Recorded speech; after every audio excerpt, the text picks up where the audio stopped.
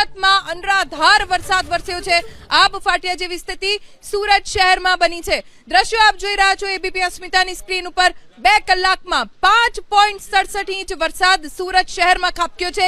સુરત ડૂબી ગયું છે। સવારે 8 થી 10 વાગ્યા સુધીમાં 5.67 ઇંચ વરસાદ સુરતમાં વરસ્યો, જેના કારણે લોકો મુશ્કેલીમાં મુકાયા છે। શાળાઓમાં પણ રજા જાહેર કરી દેવામાં આવી છે। અમારા સંવાદદાતા સુરતથી ધનરાજ બાગલે જોડાઈ ગયા છે। વધુ જાણકારી તેમની પાસેથી પ્રાપ્ત કરીશું।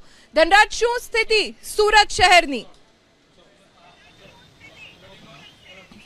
જી બિલકુલ, પ્રી મોન્સૂનની કામગીરી જે ચોપડા ઉપર કરવામાં આવી હતી અને એવા જ દ્રશ્યો જોવા મળી રહ્યા છે સુરત શહેરમાં। દ્રશ્યો જોઈ શકો છો, સુરતના અડાજણ આનંદ મહેલ રોડનો નજારો છે અને જ્યાં આ પ્રમાણેની તસવીરો જોવા મળી રહી છે। બેન ઘણા સમયથી બાળકને લઈને આવી રહી હતી। બેન, કેટલું પાણી છે ત્યાં?